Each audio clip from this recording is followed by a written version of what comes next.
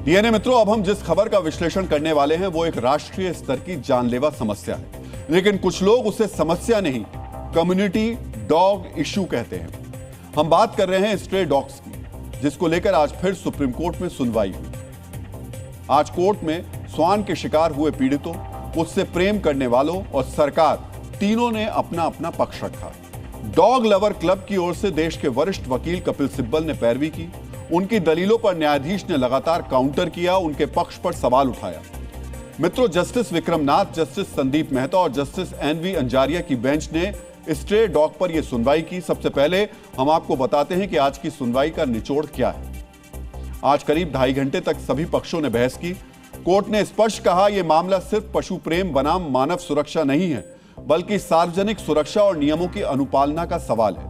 Bench ने चिंता व्यक्त की कि राजस्थान हाईकोर्ट के 2 जज भी स्ट्रे डॉग से जुड़ी घटनाओं में दुर्घटना का शिकार हुए।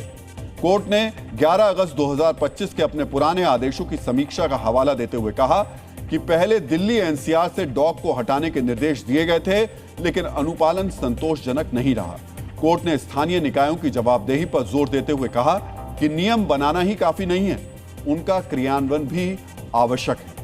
मित्रों, अगली सुनवाई कल होगी, लेकिन 2.5 घंटे के दौरान डॉग लवर क्लब के पक्षधर वकील कपिल सिब्बल और बेंच के बीच लंबा चौड़ा संवाद हुआ। हम आपको उस संवाद का कुछ हिस्सा सुनाना चाहेंगे।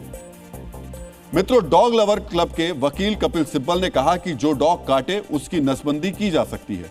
इस पर कोर्ट ने तीखे शब्दों में कहा कि अब तो बस एक ही चीज बाकी है, डॉग की भी काउंसलिंग होनी चाहिए ताकि वापस छोड़े जाने पर वो काटे नहीं।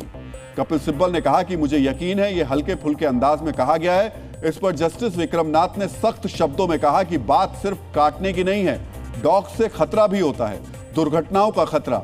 आप इसकी पहचान कैसे करेंगे? सुबह सुबह कौन सा कुत्ता किस मूड में है, यह आप नहीं जान सकते। इस बीच सिब्बल ने कहा कि जब भी मैं मंदिर वगैरह में गया हूं, मुझे कभी किसी ने नहीं काटा।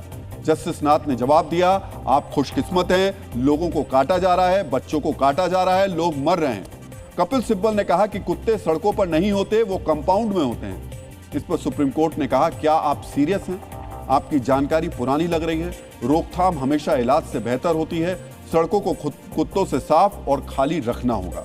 वो शायद कांटे नहीं, लेकिन फिर भी वो एक्सीडेंट का कारण बनते हैं। जस्टिस नाथ ने यह भी कहा कि स्ट्रे डॉग सुप्रीम कोर्ट के कैंपस में भी हैं, वहां उनका क्या काम है? सिब्बल ने कहा, लोग डॉग को उसी जगह खाना खिलाते हैं जहां वो होते हैं, वो शेल्टर होम नहीं जाएंगे। डॉग को हटाने से काम नहीं चलेगा। इस पर जस्टिस नाथ ने कहा कि कई एनजीओ शेल्टर में जाकर खाना खिला सकती हैं।